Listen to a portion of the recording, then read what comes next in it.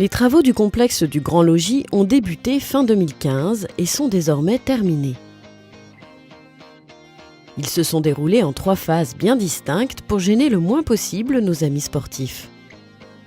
Tout d'abord, à la salle de la Petite Maine, un espace convivial a été créé avec une ouverture sur la salle. Ensuite, la structure extérieure du hall des chaussées a été complètement démontée, puis refaite, pour permettre d'obtenir un espace plus agréable pour les visiteurs, avec la mise aux normes des sanitaires, l'isolation et la pose des faïences sur les murs. On a quelque chose de beaucoup plus chaleureux. C'est aussi un espace où il y a beaucoup de passages, donc on a besoin de confort sur cet espace-là. On a également créé une ouverture qui donne sur la salle, qui donne beaucoup de profondeur aussi à cet espace, qui permet aussi de suivre les rencontres. Étant donné le dimensionnement de la salle, donc nous avons créé 8 places pour les personnes à mobilité réduite. Nous en avons profité également pour reprendre l'ensemble des peintures de cette tribune et ainsi que la numérotation des places. Et ça, c'est quelque chose qui est demandé par les fédérations de sport, notamment basket et hand. Parallèlement à ce projet, on a également poursuivi la réhabilitation des vestiaires. Donc cette année, on vient de réaliser à nouveau 2 vestiaires. Et donc la particularité sur ces 2 vestiaires, c'est qu'on les a également adaptés pour l'accessibilité aux personnes à mobilité réduite, puisque là aussi, c'était l'engagement que nous avions pris l'année dernière dans ce qu'on appelle notre ADAP, notre agenda d'accessibilité qui va courir jusqu'en 2021. Aujourd'hui, voilà, les travaux sont, on va dire, quasiment terminés. Il reste quelques petits aménagements à apporter, mais les utilisateurs ont pris possession déjà des lieux depuis fin septembre et on a plutôt des retours qui sont très positifs. Gageons que cet équipement ainsi réhabilité augurera de belles soirées pour nos sportifs et leurs supporters. En 2017, il restera l'amélioration de l'acoustique de la halle.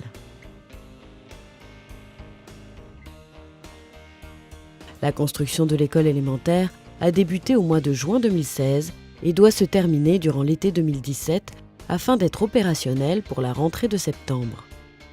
Pour l'instant, on a toujours eu des conditions idéales pour cette construction.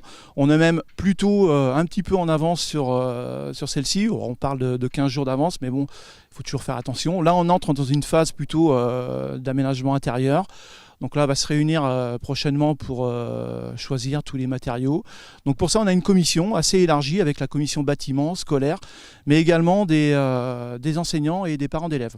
On a voulu partager avec eux ce projet parce que ce seront eux les principaux utilisateurs. Donc cette réunion va avoir lieu bientôt et à partir de ça, la construction va se finaliser tranquillement. L'emplacement, il n'est pas anodin, on voulait donc regrouper ces 2 écoles et puis on a voulu aussi profiter du contexte du terrain, qui est un terrain donc assez particulier avec une pente importante, mais aussi qui a des atouts, notamment le contexte avec de l'eau derrière, des arbres et puis une vue en arrivant de la route des Brousilles qui peut être aussi assez agréable. La surface totale du bâtiment sera de 805 m², répartie sur 2 niveaux. Et comprenant 6 salles de classe, une salle des maîtres, un bureau, une bibliothèque, des sanitaires, des espaces techniques et en extérieur un préau de 200 m² et une cour de 700 m². Les abords du pôle vont être également modifiés afin de faciliter l'accès, entre autres avec des aménagements de chemins piétonniers.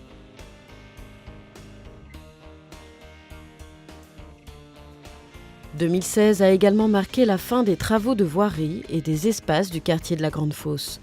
Au total, avec les 2 tranches de travaux réalisées, ce sont 31 logements qui ont vu le jour en plein cœur de notre commune. Avec ce quartier, les objectifs initiaux de densification, de dynamisation et de mixité sociale et intergénérationnelle semblent aujourd'hui atteints.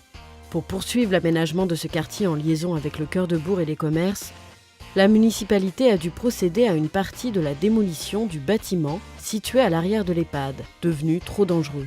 Une réflexion est toujours en cours pour décider du devenir de la partie restante.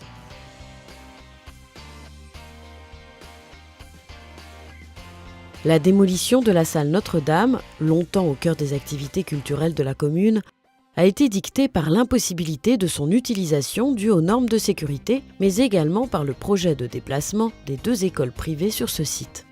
Suite à cette démolition, il fallait un nouveau lieu pour que nos jeunes puissent se retrouver. Après quelques travaux, ils utilisent aujourd'hui la maison en face du restaurant scolaire. Un local qu'ils se sont déjà bien approprié depuis son inauguration le 15 juin dernier.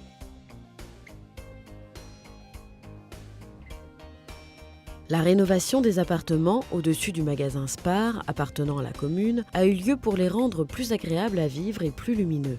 Ces travaux ont été pour la majorité réalisés en régie par le personnel communal.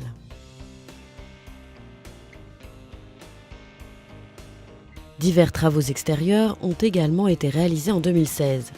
Le nettoyage des bords de la Grande Maine, aux abords de la Maison de la Rivière, avec l'élagage et le broyage des arbres.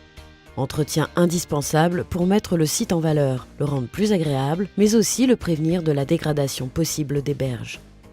Le curage de la rivière de la Petite Maine, au niveau de la chaussée, était devenu indispensable afin de retirer les sédiments qui s'accumulent au fond du lit et de faciliter l'écoulement de la rivière, notamment en cas de crue. Après l'accord trouvé avec les différents propriétaires, la réalisation du chemin creux de la Limousinière a eu lieu. Il complète ainsi le circuit de balade autour de Saint-Georges. Un abri vélo a vu le jour près de l'hôtel de ville, à l'initiative des enfants du conseil municipal des jeunes. Et un kiosque a été installé au cimetière de la Paix pour permettre aux gens de se mettre à l'abri en cas d'intempérie. L'année 2016 a été riche en travaux, toujours dans le but d'améliorer le cadre de vie des Georgeois.